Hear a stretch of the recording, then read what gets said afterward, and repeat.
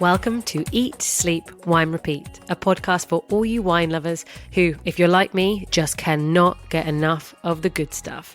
I'm Janina, your host, brand ambassador, wine educator, and sommelier. So stick with me as we dive deeper into this ever-evolving, wonderful world of wine. And wherever you are listening to this, cheers to you.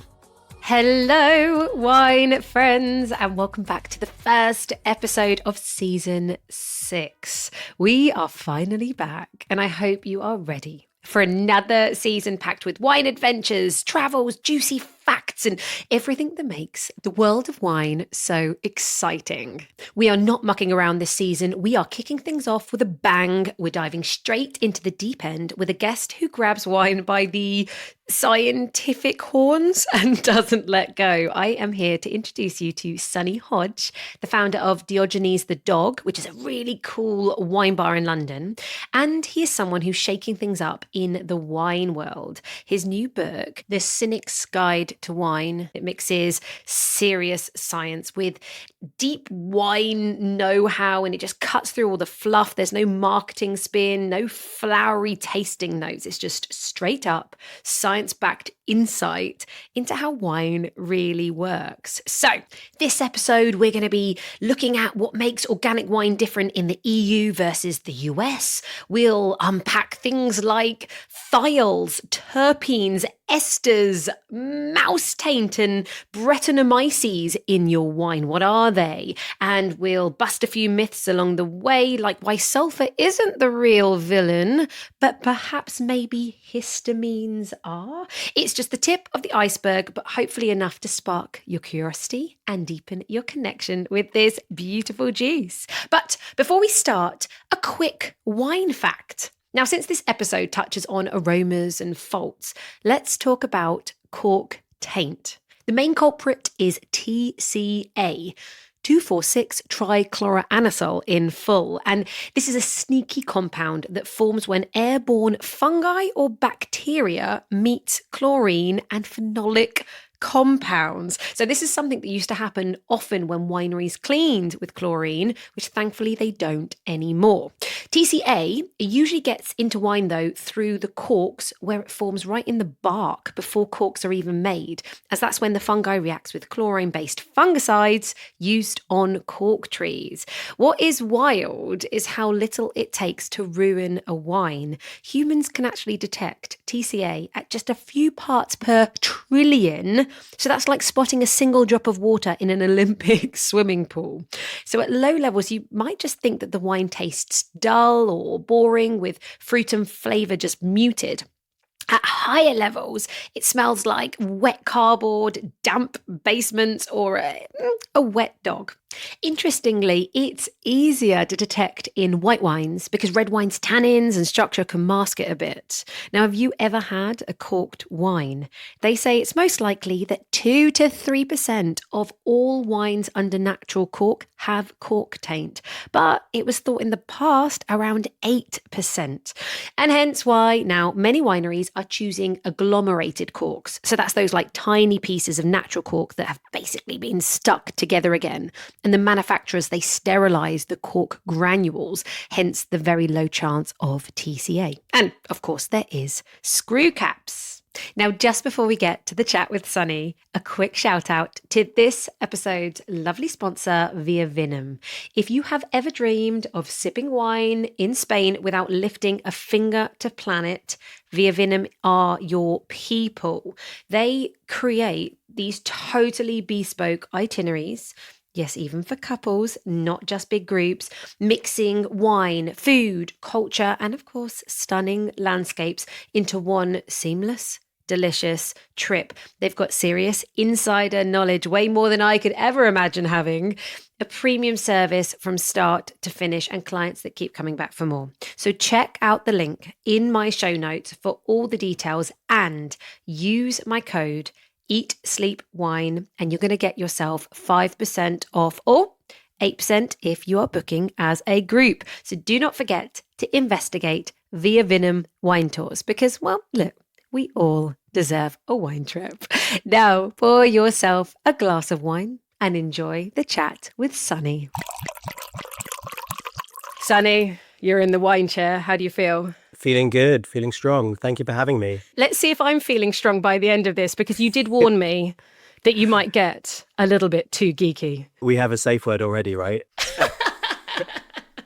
We won't tell everyone what the safe word is, because we want them just to feel the flow. And we want everyone to feel very comfortable, because this is going to be actually a very exciting, riveting, interesting conversation. So let's start with the Cynic.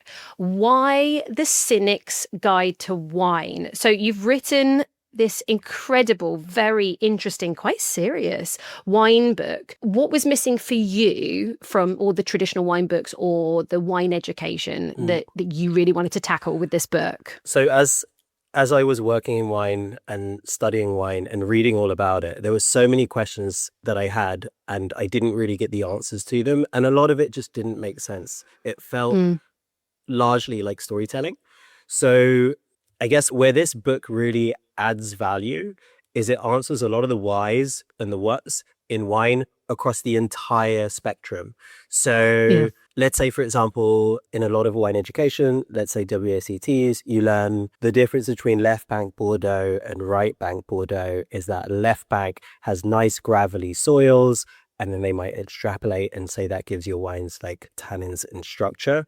Hypothetically, let's say that that's what's said. And then the right bank would have like clay and largely limestone soils, giving you a bit more softness to your Merlots. Again, whatever's extrapolated from those soils. And my question would be like, why? And I think if you ask if you ask anyone that, from in a restaurant setting to a wine education setting, what answer did you get from that? Like, because I want to know why. My background was I studied engineering, so like if I'm told something, I want to know why, right? Like I'm not just going to learn it for rote.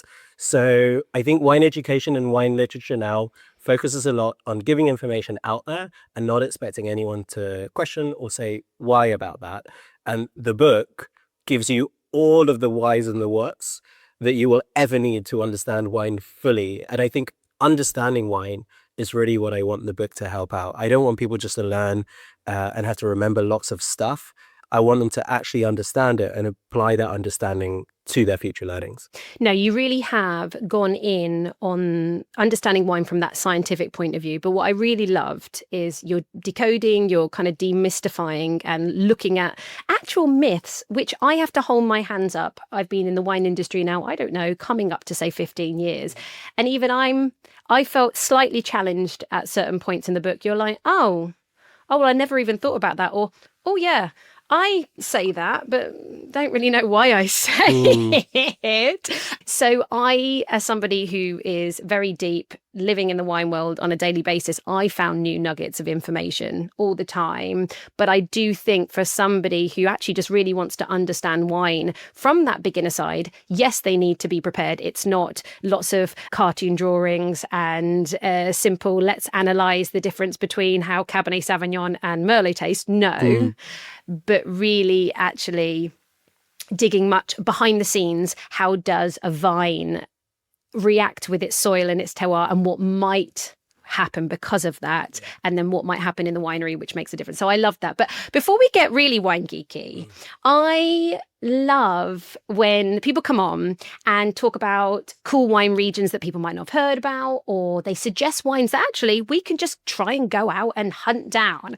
And what's been amazing about your incredible wine bar, the first one in London, am I going to say the name right? I always say Diogenes. Diogenes, Diogenes. I've been corrected by Greek people, but I'm probably still hilarious. Butchering it. But it's like croissant, right? I think you're a worse person if you say it correctly in English. We're allowed some leeway.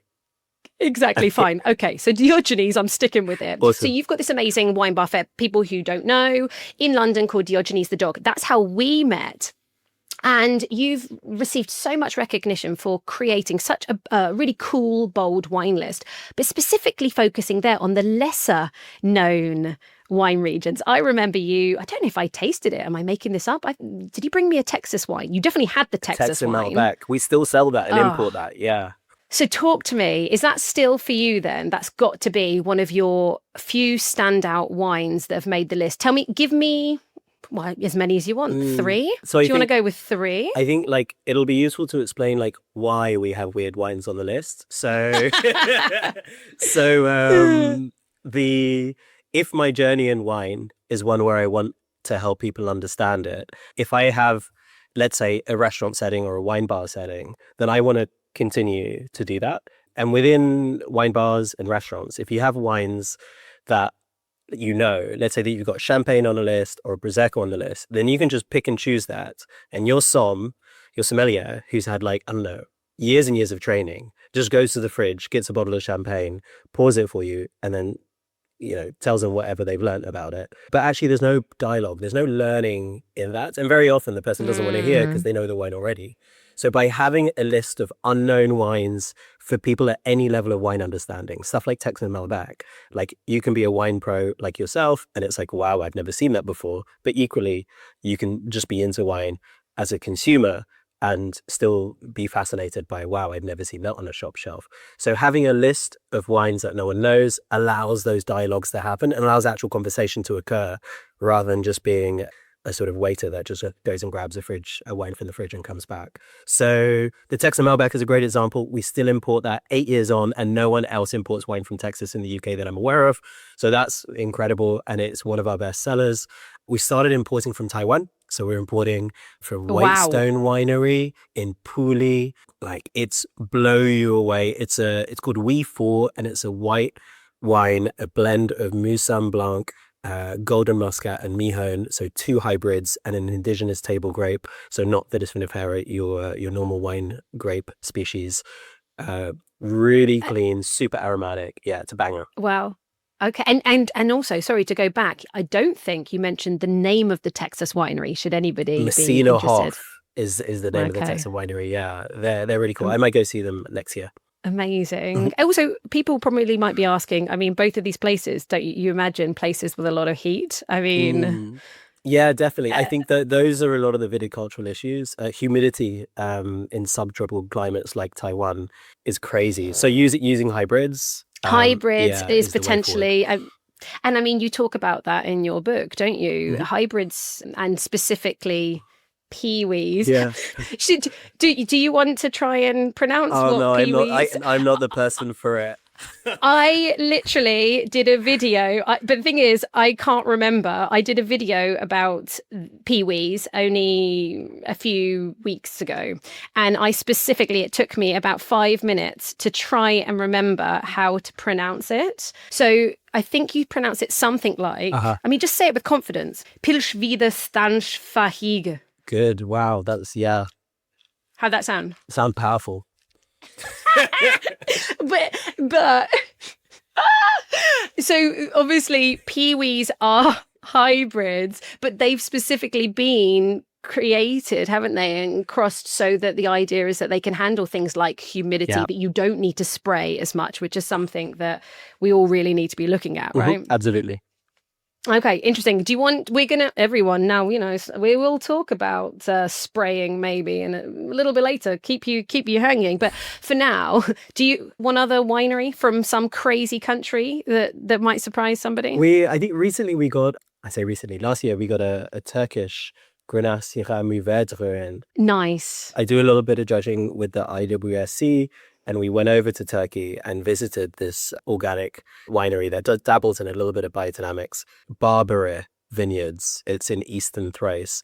And I checked out their wines, and they have a little experimental plot with a Southern Rhone producer, Xavier Vignon. So we started bringing in their Turkish wine because it's a cool story, because I think France as a whole is suffering from global warming. Southern Rhone is getting hotter and drier, and at some point they're going to have to either change their varietals, but they're already good dry climate varietals, or rethink what's going on. So Xavier, who's a very well-to-do winemaker in Southern Rhone, is looking now to other countries to see if he can grow his Southern Rhone varietals in places like Turkey that might be like 10, 20 years behind in terms of climate. So that's a fun experiment and a cool geeky chat to have at the table. I have actually been talking about Turkish wine Cool. lately, just because I did a podcast in the last season. Everybody, I will now link that in the show notes. But what I found fascinating when I was reading all about Turkish wine, we talk about Georgia, Armenia being the cradle of wine, but actually they say there is also a very strong chance that actually the cradle of wine is Turkey. They have found the grape seeds that suggest that it may have started there. So we're never going to really know. And when you start seeing and learning about the history of Turkey and their altitudes that they have and the different soil types, and they can grow indigenous grape varieties, but they can also do really well our international. Yeah. I mean, it's definitely a country that I think people should put a little bit more energy into exploring. Yeah, I agree. There's so much potential coming out of Turkey. I think sadly the politics is what's hindering them somewhat. But absolutely, yeah, I love their indigenous varietals. Like some of their stuff is really crazy, like Boascare. Naranjay. Yeah. Oh, which one did you say? Boascare, which one was yours? Which was the really tannic, almost Nebbiolo-ish type thing. Oh, it's called the the throat ripper. The scratch. Is it throat scratcher? Throat scratcher. Thought. Yeah. Yeah. Oh my God. Yeah, exactly. I tried some of that at the London Wine Fair. They had a whole load of Turkish wineries in one section. Oh, it was fantastic. Okay, so a few years ago, because this first wine bar of yours did so well, congratulations! You opened up the second wine bar, Aspen Meursault. Appreciate that I can pronounce that a little bit easier. And this wine bar focuses on low intervention wine. Yeah. So, I mean, what drew you to that approach? And I mean, how has it shaped the philosophy of the space? So there were two reasons that I wanted to go into low intervention wine. One was, so training within the team is like of the utmost importance. And we have really rigorous training structures. We have tests. They're positions that they have within the team are all based on exams and tests and passing those. Wow. So don't mess with Sonny. Yeah, I mean, the only way you can deliver a good product is if the people behind it know exactly what they're doing. Otherwise, there's no point in having any good wine in the building if no one knows how to deliver it. So with Diogenes, because it was such a small space and a really nice small list, it felt like the team had got to a point where they were still learning, but I could see that they wanted to sort of play with some classic wines that were not from weird and wonderful places.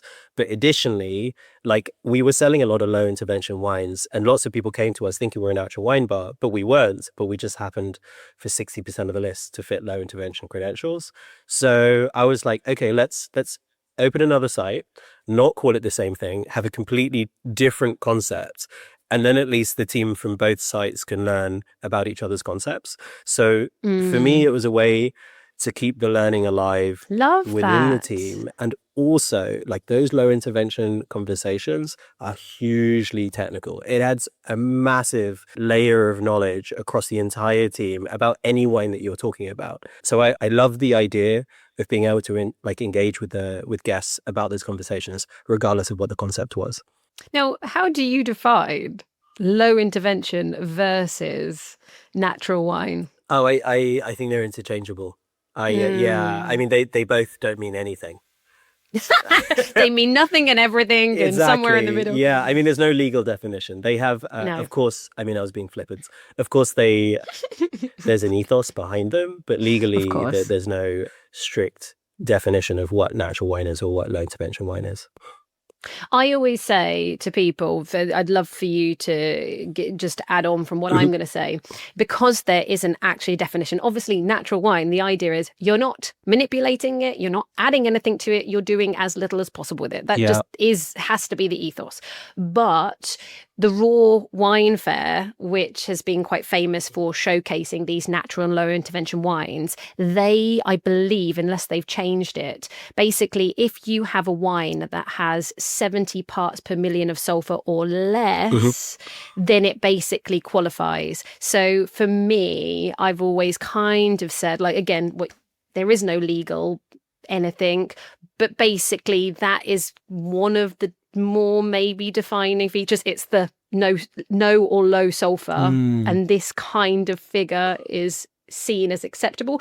Do you want to tell me you disagree or agree with that? I think sulphur gets the blame for a lot of things, so I don't that they shouldn't do. So I feel that just relying on levels of sulfur to define what a natural wine is, I don't think is useful. I think raw wine bulk it out a little bit more, but there is a focus on that.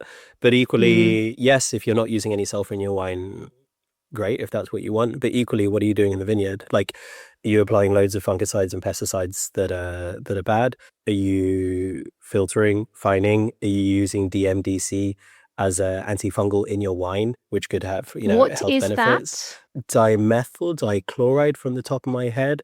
So it's Okay. it's an additive that's used in wine to essentially kill everything in there. So like if you have any living microbes and things, it'll clear that out, and then you'll take it out later. But there are lots of wine manipulations that are added in bulk wine that you don't know about, but equally, do you want that in your wine? Yeah. So I think not just sulfites, but there are lots of other stuff that I think should be within the spectrum of whether a wine is natural or not.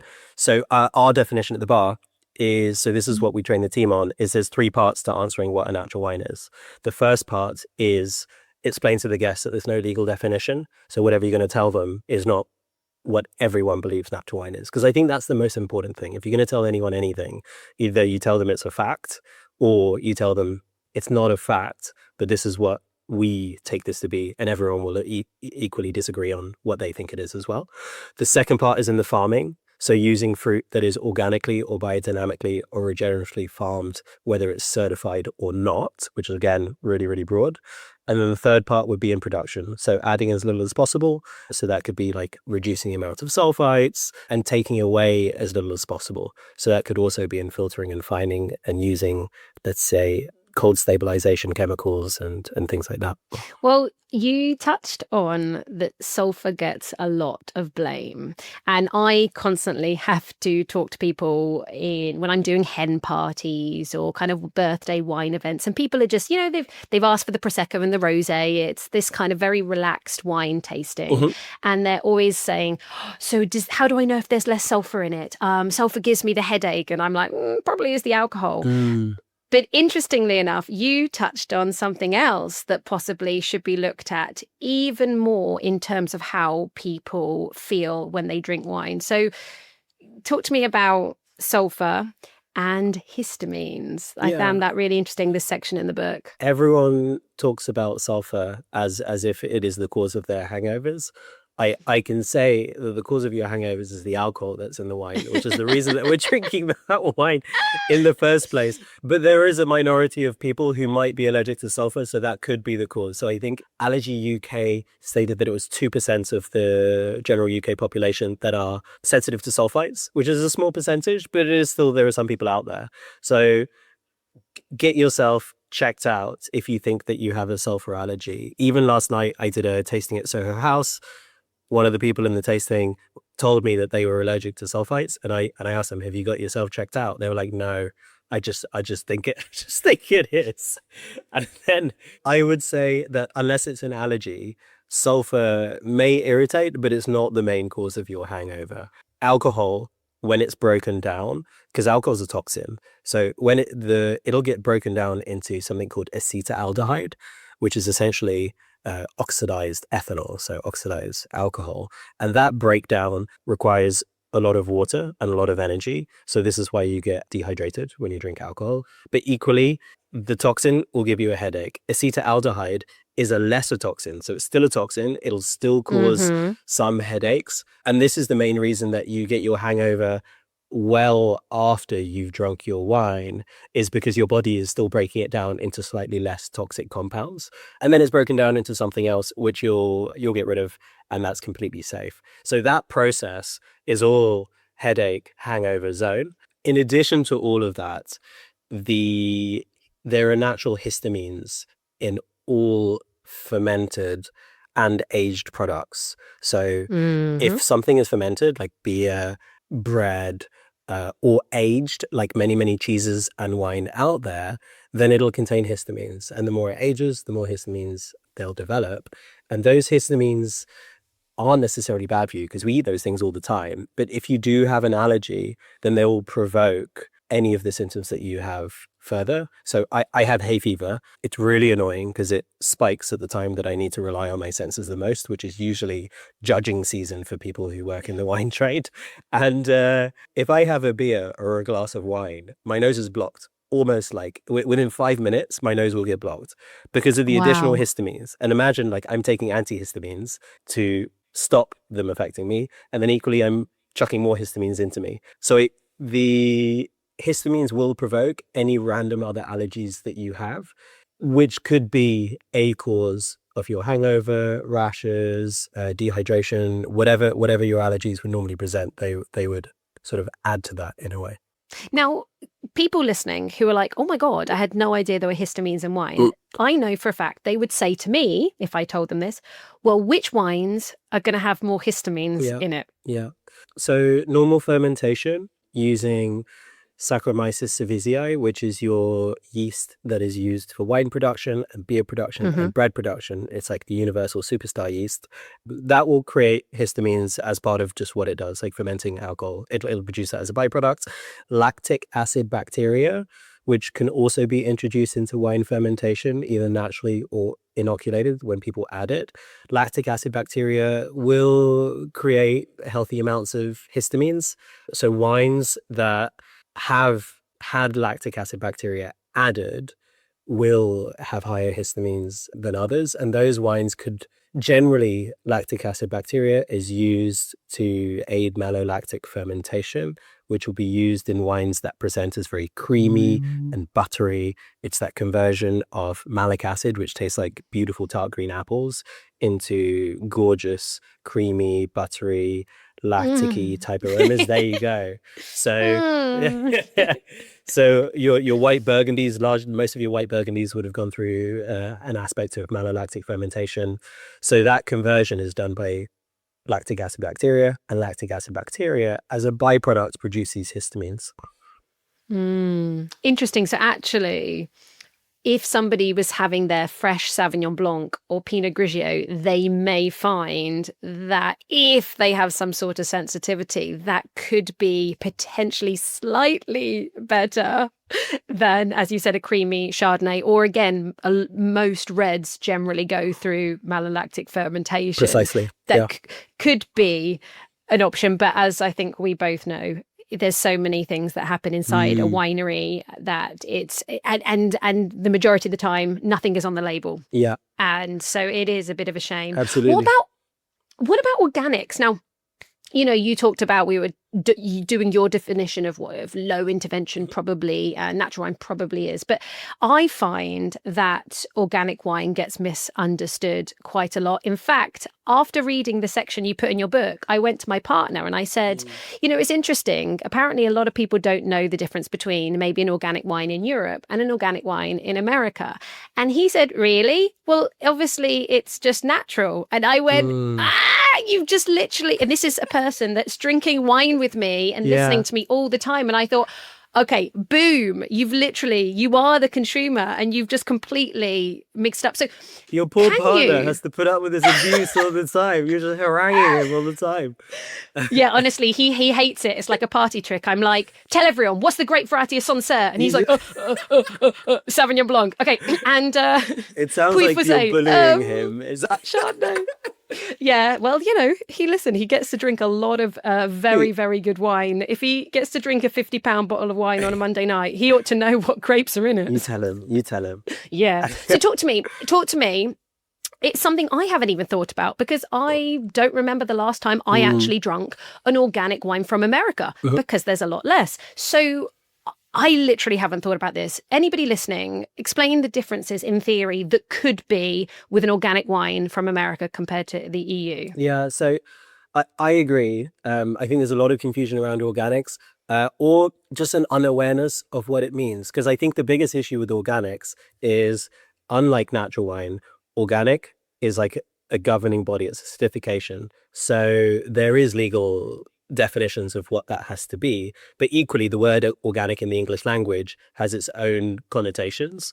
So when we see organic in terms of the certification on a label, we apply the meaning of the word organics in our own way to what we think that might be or what that might mean. Because none of us, we all have, day jobs. We're not all going to be studying the criteria for what organic certification means. And there's hundreds of them. Yeah, there's hundreds of them. We can't spend our days learning about all that stuff. So we apply our understanding of what organic means on something that has set standards and principles. And a lot of the time, people assume that it means no sulfur, or like your partner assumes that it means natural. But then again, what does natural mean? So I guess broadly, organics within the EU and Europe as a whole reports to IFOAM, so the International Federation of Organic and Agriculture Movements. So they report to IFOAM, and IFOAM sets all the organic laws. And then underneath that, there are like organic bodies that fit into IFOAM, but then they all do relatively different things. Some are really lax, but still fit in with IFOAM criteria, and some are super, super strict and do really extra stuff. But then when you're buying a yogurt that has 2 organic certifications on the label or 1, none of us know what any of them mean, whether it's a strict one, whether it's a really lax one. And do we care if we think it's good for us generally or good for the planet generally? So I think there's a lot of confusion in organics because of how the structure works. And equally, it's really complicated technical stuff that I don't think consumers are prepared to read up about. In the States, organic is far, far stricter than what it is over here in Europe. It's like organics in the States would not allow the use of sulfites, and that will essentially completely change your wine. Organics in Europe has a reduction in sulfites, not a massive reduction, but some reduction in sulfites, which is great. But equally, if you use no sulfites in your wine, that will change how that wine tastes. So organic wine in the UK and Europe has levels of sulfites that are permitted, which will mean that you can drink an organic wine and it doesn't taste completely different from conventionally farmed or any other wine on the supermarket shelf, because it has a level of sulfites that kills bacteria and works as an antioxidant. So it means that you can produce your wine really cleanly without any bad guys coming in and changing the mix.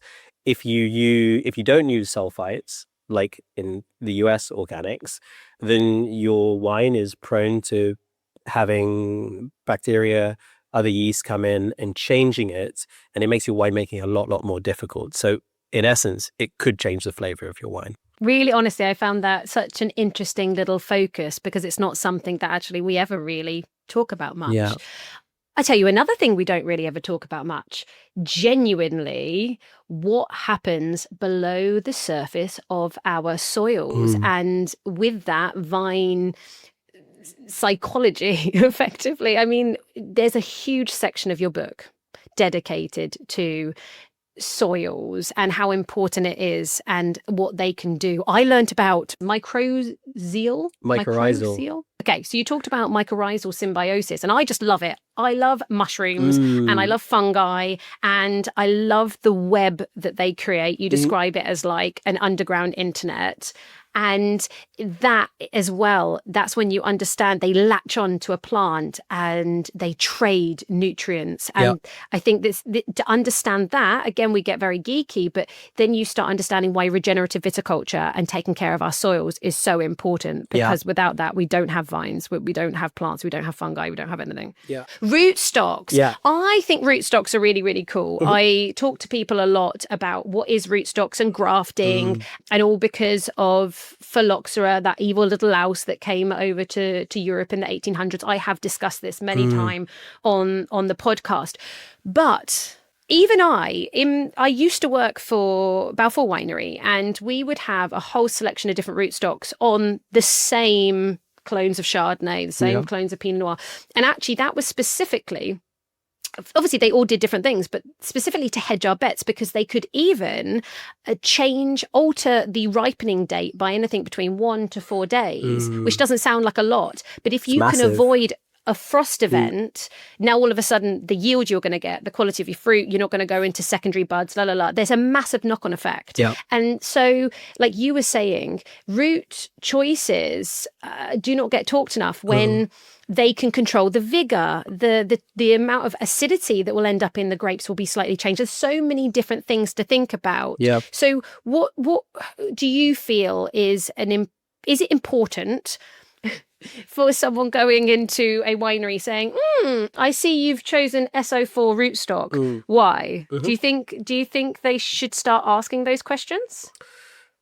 So I agree. Rootstocks are not talked about enough, but also the more we talk about rootstocks, the more we untangle the beautiful romance of terroir as a whole.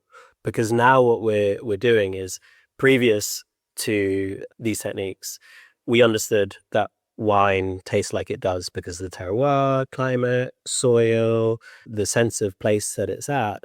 But then, as you explained, like in Balfour, which is great, they're using different rootstocks, getting completely different outcomes, and that is changing your wine. I think that's great, because if you want to overcome something without using chemicals and stuff that's bad for the rest of the land, then yeah, rootstocks is the way forward. So, but then it does untangle all of the romance of terroir. So do I think that people should be talking about rootstocks more? Absolutely. When we learn about wine in courses or through reading, we're learning about what Sauvignon Blanc tastes like, how it should present in different parts of the world. So what is a Sauvignon Blanc in Loire Valley? How does that compare to your Sauvignon Blanc in New Zealand? And you learn how they should taste like. And you learn that that's because of a sense of place, and that's how wines taste like there. But now we're learning that we can actually manipulate those flavors, we can manipulate those styles of wine, and we do it already. So I think, yeah, absolutely, if we're learning about the different grapes, we should learn about the different rootstocks as well, and how they can, because it's not simple, but how they could have the potential to change your wines. I feel that we have to stop deluding ourselves in some way. I love the romance of wine, I love the chat, but equally, there's no other dimension of wine chat that exists at a consumer level. There's only the romance, because that's what sells wine. But when we talk about rootstock, use of selected strains of yeast, all of the manipulations that are done at the winery, then these actually completely change your wine and make our outcomes a little bit more predictable, a little bit more controlled. Yeah, you're so true. I did a yeast tasting trial with a load of Chardonnay, all Burgundy clones. And it was fascinating knowing nothing about, they all have these, as you probably know, all these weird numbers. They mean nothing to me. Or they don't all. Sometimes they have specific names. But either way, what does that mean? But if you know what you're buying and you know what it can do and its strength and what it can change, give you more texture, it can dial up the thiols, we'll touch on that in a second, it can change the aromatics. The yeast on its own as a component can really, really manipulate your wine.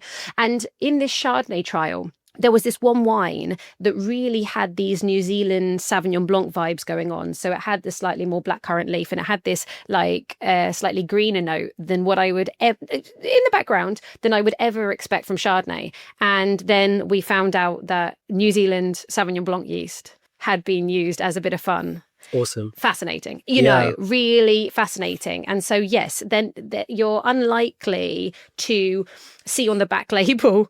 I'm sure one or two producers in the world are doing it, but you don't say what yeast strain, because also what would that mean to a consumer? Yeah. But I actually think it's very true. I think we all, in not just in the wine world, but people who are trying to act like they know about wine, that, I think this tastes like this because of that. And actually, the more you know, you realize it's okay to be like, well, this could be a surprise. Let's go with the flow, because we have no idea what's happened in the vineyard and the winery, and that could completely adapt, completely manipulate and change things so much, right?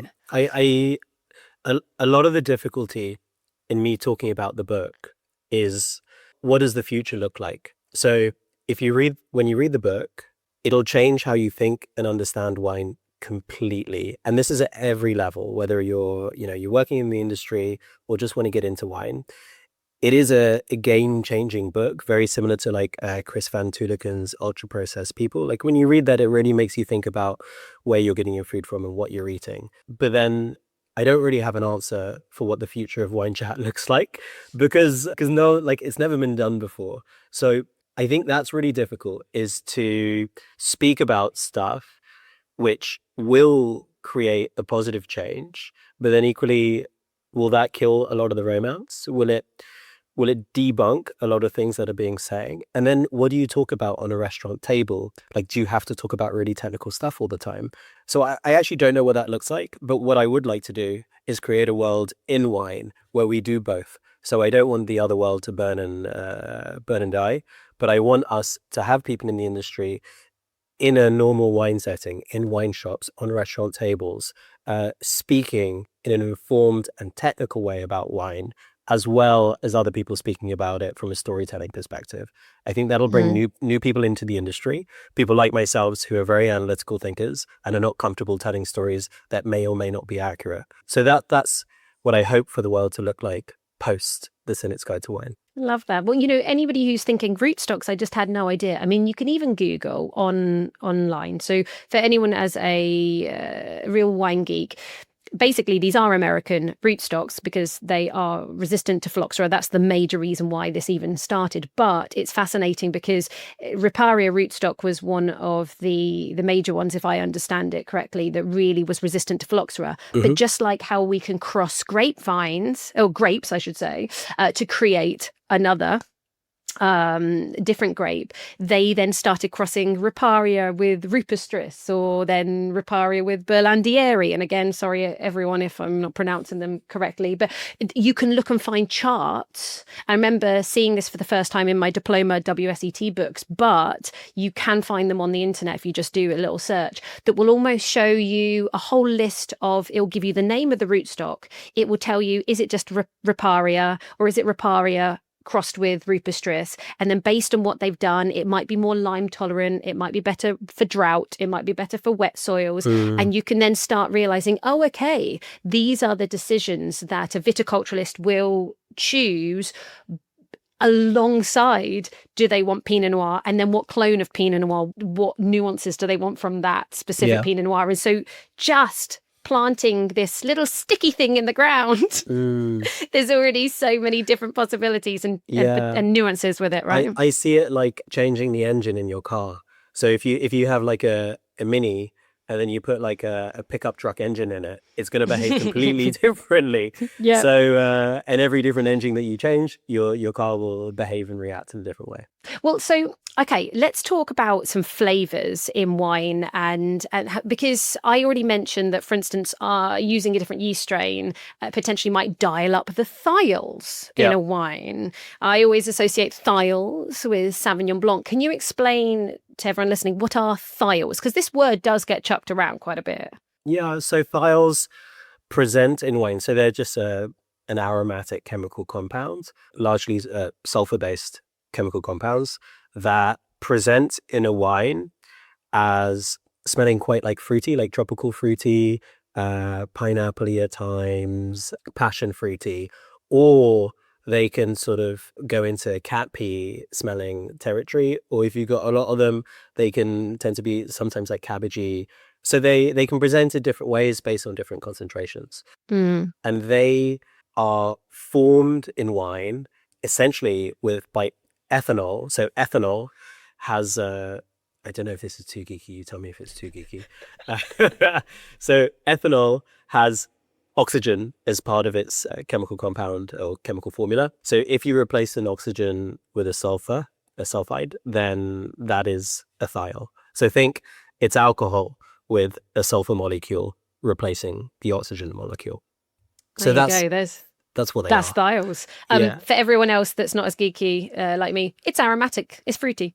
There you go. It's a fruity flavor. They can be like, from farming, which is really fun, is that you can actually manipulate the amount of thiols that present in your wine by changing what you put on the soils. So like nitrogen, you mentioned, like nitrogen, right? Yeah, right. Or sulfur. Applying sulfur will also do it. So thiols form in the wine through fermentation, but all of those aromas that form in wine are formed largely by yeasts, our Saccharomyces cerevisiae, our superstar fermentation yeast, either pulling compounds and sewing compounds together to then go on to smell like different things from the grape juice, or by chopping compounds up and then they become light enough to hit the air and then you can suddenly smell them. So thiols, they're precursors So the building blocks, the little Lego blocks that come together to form a thiol, is formed by amino acids.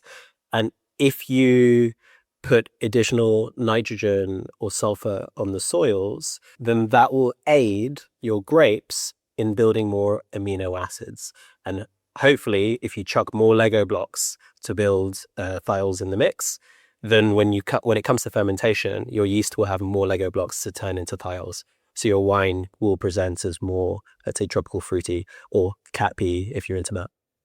But I think this has been so you're saying, yeah, more nitrogen could actually increase the thiols, and that could be a good thing. But the issue that we have, and a grapevine needs nitrogen. Nitrogen is a really good thing. Yeah. But, and I guess we really can't touch on it. We probably don't have the time, but this is all going back to the fascinating story of how synthetic fertilizer was first created because the famine shortage, but now obviously massively abused, and then seeing the effect of how much it's damaging our soil. So it's about how do you get nitrogen to the vine without ideally spraying synthetic fertilizers to give the vine that, right? I think the regenerative farming movement is making huge progress in changing our farmers on the ground, like their thinking of how we should farm. For such a long time in farming, and we're going to breeze over the subject because I know we're short for time, but for such a long time we've been using agrochemicals and synthetic nitrogen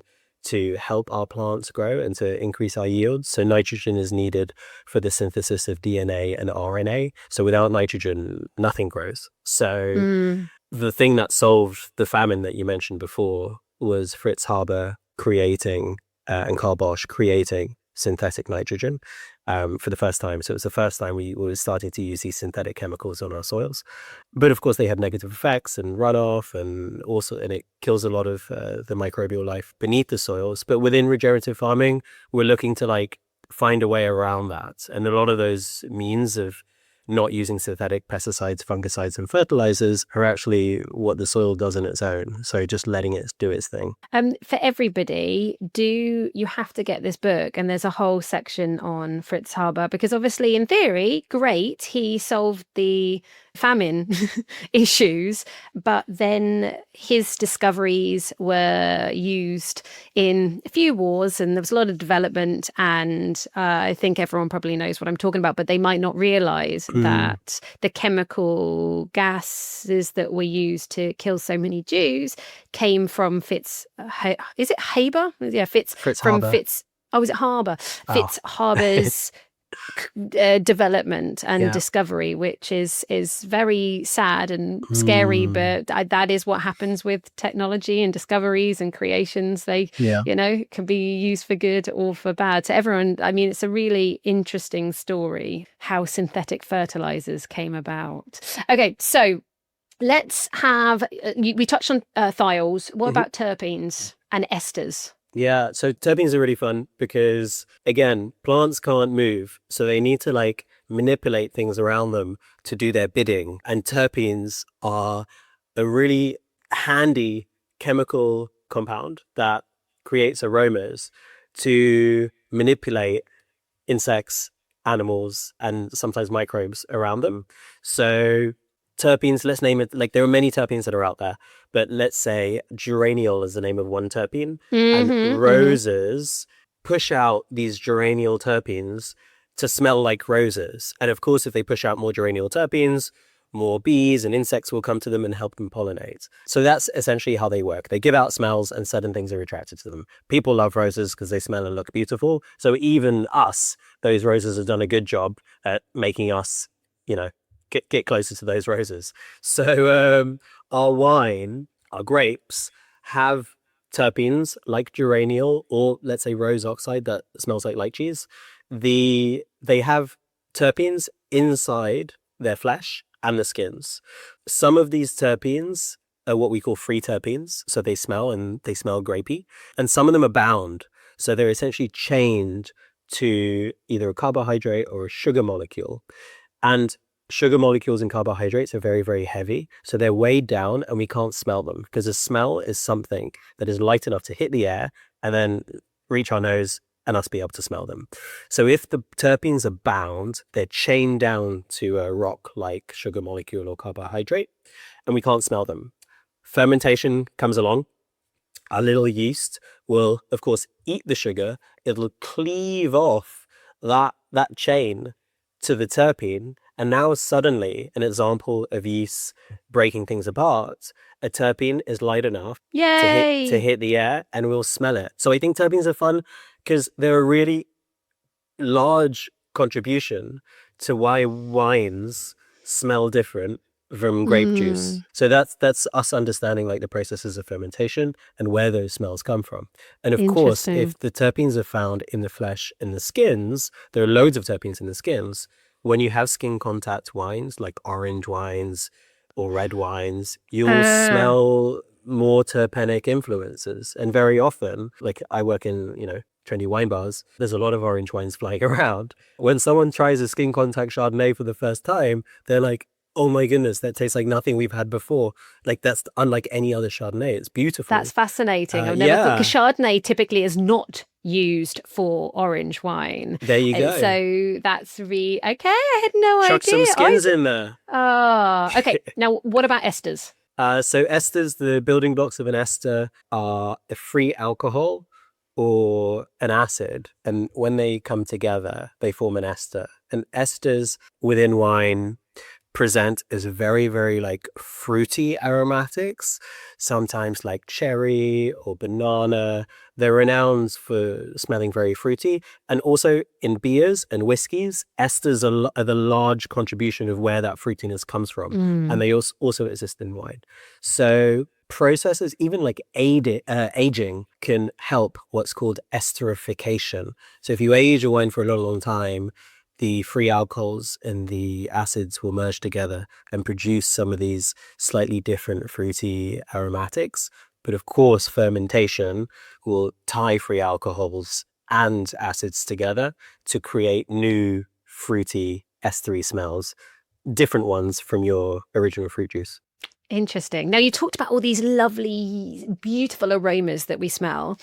There are many times that you can smell a wine and it tastes faulty, but many people might not know it's faulty. They just think it smells musty, moldy, like vinegar, and they don't really know necessarily what that is and where it's coming from. So a huge part of wine appreciation is certainly understanding also when it's gone wrong. And you've put in the book many of the common faults like cork taint, where it might smell like, musty cardboard, and reduction and volatile acidity, light strike even. So everyone, don't put your glasses, your bottles close to any light, let alone daylight.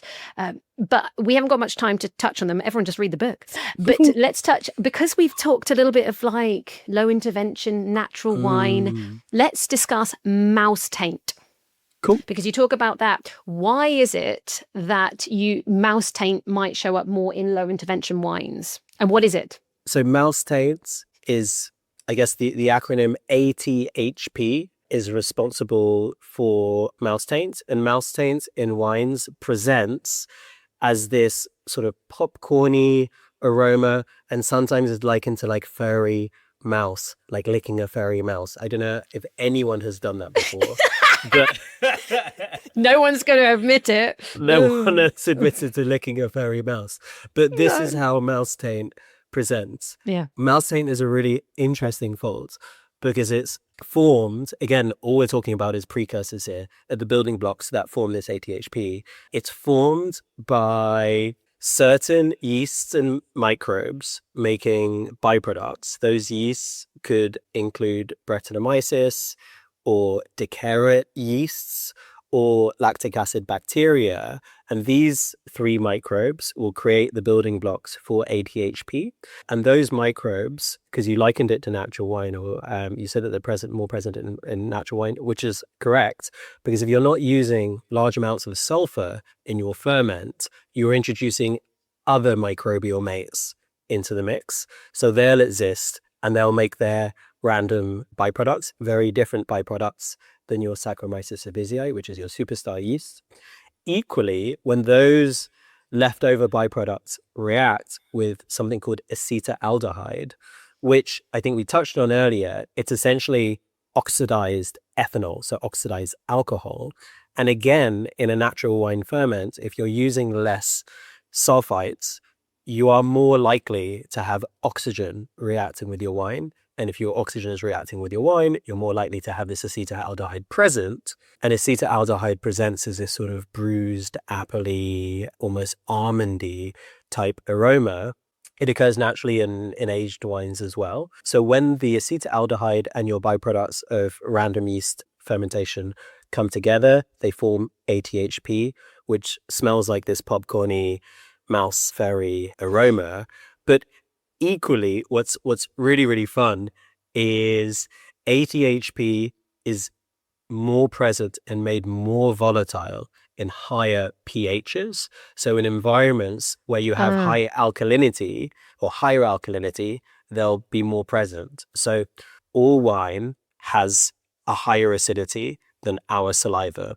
So in your glass, you might smell your glass of wine and then you're like, oh, no mouse fur, no popcorn, I'm safe.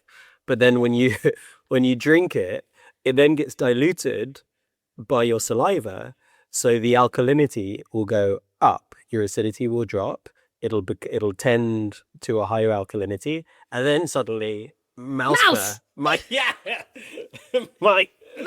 jump out, mouse. So yeah, that's how it works. I find like it's so cool. It's so cool to think that what's in your glass of wine smells different from what's in your mouth. That is fascinating, and that's a whole other world to think about. As I slowly finish up, as in slowly but fast, you mentioned Brettanomyces. Okay, first of all, fault or character building? I don't have a stance in subjective things. So Well, okay. Boring. Okay. Sorry. But but there are lots of people who do. There are many other people who do. Let me have my nuances. What is Brettanomyces? So Brettanomyces is like the cousin yeast to Saccharomyces cerevisiae. So it's another yeast that equally eats sugars and converts it into other compounds. Some of those other compounds might not be compounds that you would necessarily want in your wine. So they can smell a little bit like barnyard, or like sweaty dog, or like sticking plasters, you know, when you have this like weird mentholy sticking plastery smell. So like they smell like stuff that we're not used to in wine. Is that stuff bad for us? Like from a health perspective? No, not at all. But does it smell like non-winey things? Oh, non-winey things that we're not used to? Yes. In small amounts, people may say that it adds complexity. Yeah, character. I mean, there are award-winning historic records of Châteauneuf de Pape from, I think it's Chateau Beaucamp, who were smashing the Châteauneuf de Pape game, winning awards year on year, but they found out later that it was Brettanomyces that made that wine so good. They just didn't know because they didn't have the lab equipment to do it at the time. So like Brettanomyces in small amounts can add a different layer, a complexity to your wine. And then if there's too much of it, of course, your wine stops like smelling like wines that you're used to. People, I think like myself, in the natural wine scene, have a bit more of a tolerance to it. But then wherever you sit on that scale, I think you will be a fan or not a fan of Brettanomyces. So I think, I don't think I can make comment on that. What is next for you? Is there another book that's going to come, another bar? Are you going to own your own vineyard? What's next? No, so I scribble stuff down all the time. I think like after writing the book, I've continued to read as much as possible. I don't see another book coming down the line, but it might happen. I'm sort of creating the building blocks for doing it, but not planning to do it, if that makes sense. But I'm actually working actively on building a wine qualification. Yeah, so I think courses are great, but they don't necessarily have that standing where it could help your career to develop. So I'm looking to create a qualification, the only other qualification in wine in the UK, other than the WSET, in wine science. And it's aimed at exactly the same people that the Wine Spirits and Education Trust would aim their wine education model on, which is people who are really interested in wine or people who work in wine, so consumers or professionals. And again, it'll help people understand how wine works. In terms of crossover with WSET, it's completely different. I think 95% of the course content is completely different. And the 5% is stuff we might already know, just like building the basics of what's the what vine species, how it reacts to sunlight and things like that. So that is, I would say, a year or a 2-year project to roll out, but really exciting. And again, it offers us another way into wine. A lot of people, because this is quite a lot of new content in wine, as you mentioned, for experts and consumers alike. But I wouldn't say that it's like, oh, really, really high level stuff. It's just different. And it's a new approach to thinking about wine. And just because it's different doesn't mean that it's an additional layer. I see this as a completely different way of getting into wine from ground level upwards. But equally, if you're really, really into wine now, then you can't get away with not knowing this stuff. Love it. Everybody, I'm going to put details of how to stay in contact with Sunny and where to get the book in the show notes. And I'm looking forward to that qualification coming into being. Cool. Thank you so much for having me. It was such a fun chat. And abort. Geek, wine safe chat. word. Thanks, Sunny. Cool. Really appreciate it. You take care. Bye. Thank you. If you want a copy of A Cynic's Guide to Wine, and I highly recommend you do, then go to the Académie de Vin Library's website. The link is in my show notes. The book is £25, but you can use my code EATSLEEP15 to get 15% off. Now, next week, we're joined by IWSC, the International Wine and Spirit Competition's Emerging Talent in Wine Communication winner, Koki Ponikvar, who is just a phenomenal wine educator who talks with this really unique, fun and simple style. We're going to be talking about Champagne and Cremant, how you blind taste them and where to find their differences. Now, to sum up the episode, since we've been diving into aromas, faults and the quirks that make wine what it is, I'll leave you with a quote from wine writer and scientist Jamie Good. And he said, "I think it's crazy to look for perfection in wines as it is in people. Beauty includes flaws. Beauty isn't the absence of flaws." As we shift seasons, whether you're heading into autumn or to spring, I hope you find something magical in the change. Here's to a week full of good things, curiosity, and maybe a glass or two that surprises you in all the best ways. Until next week, wine friends, cheers to you.